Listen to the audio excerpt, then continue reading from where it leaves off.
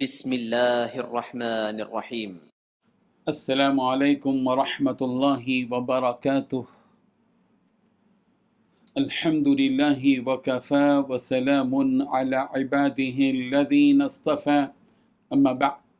حاضرین و ناظرین، یہ درس نمبر 1582 ہے اور آج سورۃ العنکبوت کی 3 آیتوں کی تلاوت اور تشریح کی جائے گی۔ آیت نمبر 47، 48، 49، 47، 48 and 49۔ چلیے سب سے پہلے ہم ان 3 آیتوں کی تلاوت کرتے ہیں، لفظی ترجمے اور ترجمے کے بعد تشریح کرتے ہیں۔ اعوذ باللہ من الشیطان الرجیم، بسم اللہ الرحمن الرحیم۔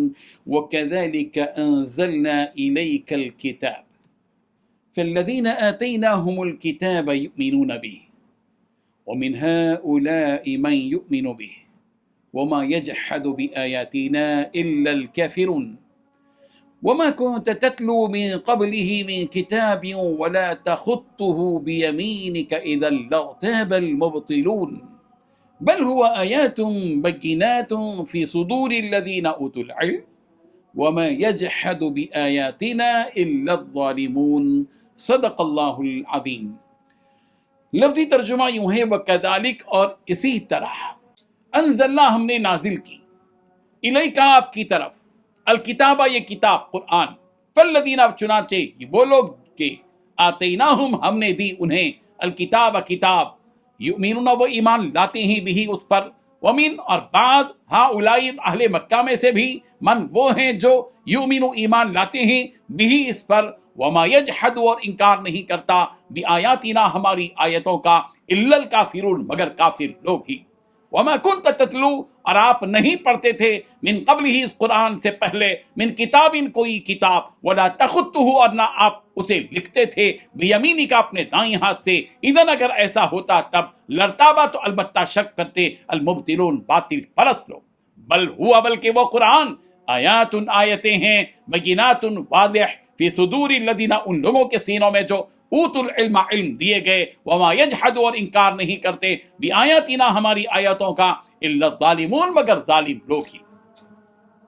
ترجمہ یوں ہے، اور اسی طرح ہم نے تمہاری طرف کتاب اتاری ہے، تو جن لوگوں کو ہم نے کتابیں دی تھیں وہ اس پر ایمان لے آئے ہیں، اور بعض ان مشرک لوگوں میں سے بھی اس پر ایمان لے آتے ہیں، اور ہماری آیتوں سے وہی انکار کرتے ہیں جو کافر ازلی ہیں۔ اور تم اس سے پہلے کوئی کتاب نہیں پڑھتے تھے پیغمبر، اور نہ اسے اپنے ہاتھ سے لکھ سکتے تھے، ایسا ہوتا تو اہل باطل ضرور شک کرتے، بلکہ یہ روشن آیتیں ہیں، جن لوگوں کو علم دیا گیا ہے ان کے سینوں میں محفوظ ہیں، اور ہماری آیتوں سے وہی لوگ انکار کرتے ہیں جو بھی انصاف ہے، ظالم ہے۔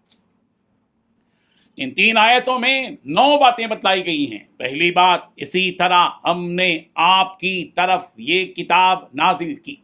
دوسری بات، وہ لوگ جنہیں ہم نے کتاب دی تھی وہ اس پر ایمان لے آئے۔ تیسری بات، ان میں سے بعض وہ ہیں جو اس پر بھی ایمان لے آئے۔ چوتھی بات، ہماری آیتوں کا انکار صرف کافر ہی کرتا ہے۔ پانچویں بات، آپ اس سے پہلے کوئی کتاب نہیں پڑھتے تھے۔ چھٹویں بات، نہ آپ اپنے داہنے ہاتھ سے لکھتے تھے۔ ساتویں بات، ورنہ یہ اہل باطل شک میں پڑ جاتے۔ آٹھویں بات، بلکہ یہ قرآن تو بذات خود واضح دلائل کا مجموعہ ہے ان لوگوں کے سینوں میں جنہیں علم دیا گیا۔ نویں بات، ہماری آیتوں کا انکار تو صرف ظالم لوگ ہی کرتے ہیں۔ بزرگان محترم، پچھلی آیتوں میں اہل کتاب کا تذکرہ تھا۔ اہل کتاب تو وہ لوگ کہلاتے ہیں جنہیں اللہ تبارک و تعالیٰ نے آسمانی کتاب دی ہو، جیسے تورات اور انجیل۔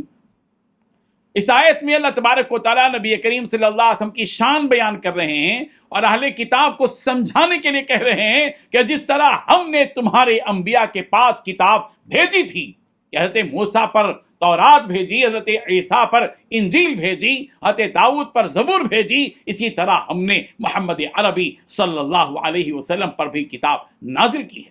پھر آگے ان اہل کتاب کے بارے میں کہا گیا کہ پچھلی کتابیں دیکھ کر وہ اس پر بھی ایمان لاتے ہیں، قرآن پر ایمان لے آئے، مگر اس کتاب کے اللہ کی طرف سے وحی ہونے کا انکار کر بیٹھے۔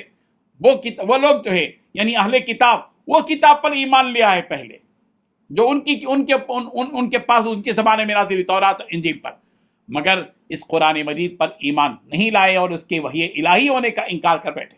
مگر ان اہل کتاب میں سے چند لوگ ایسے تھے جیسے حضرت عبداللہ ابن سلام ہیں، حضرت سلمان فارسی ہیں، جو اس کتاب یعنی قرآن کے نازل ہونے کے بعد اس کتاب پر بھی ایمان لیا ہے۔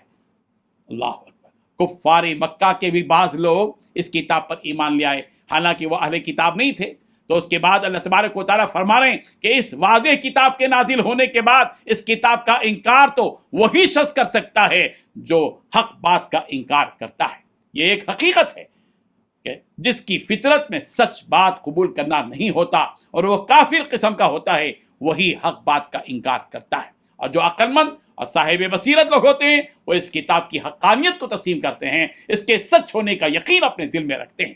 آگے اللہ تبارک و تعالیٰ نبی کریم صلی اللہ علیہ وسلم کا وہ وصف بیان کر رہے ہیں جو وصف اللہ تبارک و تعالیٰ نے پہلی کتابوں میں یعنی تورات اور انجیل میں بیان کیا، وہ یہ کہ آپ علیہ الصلوۃ والتسلیم پہلے سے یعنی اس قرآن مجید کے نازل ہونے سے پہلے تک بھی نہ لکھنا جانتے تھے نہ پڑھنا جانتے تھے۔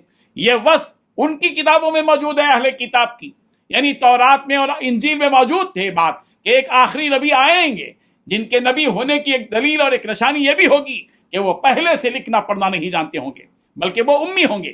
اگر ایسا نہیں ہوتا، یعنی اگر پیارے پیغمبر صلی اللہ علیہ وسلم قرآن مجید کے نازل ہونے سے پہلے ہی لکھنا پڑھنا سیکھ چکے ہوتے تو یہ اہل کتاب شک میں پڑ جاتے تھے کہ ہماری کتابوں میں تو لکھا ہے کہ آخری نبی جو آئیں گے وہ تو امی ہوگا، اور یہ تو امی نہیں ہے، یہ تو پڑھے لکھے ہیں۔ اللہ اکبر۔ اسی لیے اسی وصف کے ساتھ اللہ تبارک و تعالیٰ نے آپ علیہ الصلوۃ والتسلیم کو مبعوث فرمایا تاکہ وہ اہل کتاب آپ کو اچھی طرح پہچان لیں، جیسا کہ یہ مضمون سورہ اعراف کی آیت نمبر 157 میں ہے، الذین یتبعون الرسول النبی الامی الذی یجدونه مکتوبا عندهم فی التوراۃ والانجیل یأمرهم بالمعروف وینہاہم عن المنکر وغیرہ وغیرہ۔ یہاں پر ایک لفظ استعمال ہوتا ہے، یہاں پر یہ جس آیت کی تشریح چل رہی ہے اس میں ایک لفظ استعمال کیا گیا وَلَا تَخُطُّهُ بِيَمِينِهِ، پیغمبر آپ سیدھے ہاتھ سے نہیں لکھتے۔ اس کا یہ مطلب نہیں ہے کہ آپ صلی اللہ علیہ وسلم بائیں ہاتھ سے لکھ سکتے ہوں، بلکہ عام طور پر چونکہ انسان سیدھے ہاتھ سے ہی لکھتا ہے، اسی لیے یہاں یہ وصف بیان کیا کہ آپ اپنے سیدھے ہاتھ سے نہیں لکھتے تھے، نہیں لکھے ہوئے تھے، نہ لکھنا جانتے تھے اور نہ پڑھنا جانتے تھے، اور مطلب یہ کہ آپ کو لکھنا بالکل ہی نہیں آتا تھا۔ اسی لیے نبی کریم صلی اللہ علیہ وسلم کی خدمت میں کاتبین یعنی وحی لکھنے والے موجود ہوتے تھے۔ جب بھی آپ صلی اللہ علیہ وسلم کو وحی کی باتیں لکھوانا ہوتا تو آپ علیہ الصلوۃ والتسلیم ان کاتبین وحی یعنی وحی کے لکھنے والے کاتبین کو حکم دیتے کہ اس طرح لکھو، وہ اس طرح لکھا کرتے تھے، جیسا کہ نبی کریم صلی اللہ علیہ وسلم نے حضرت علی رضی اللہ عنہ سے صلح حدیبیہ کے موقع پر کہا تھا کہ تم ہمارے درمیان ان شرائط کو لکھو جس حدیث کی تفسیر مسلم کی حدیث نمبر 1783 میں موجود ہے۔ آگے اللہ تبارک و تعالیٰ فرما رہے ہیں یہ جو کلام اللہ کا کلام ہے وہ اللہ کی ایک واضح نشانی ہے، کیونکہ تمہیں تو معلوم ہے کہ محمد لکھنا پڑھنا نہیں جانتے، اور جو کلام تمہیں سنا رہے ہیں وہ وحی ہے، اس میں کوئی شک نہیں ہے۔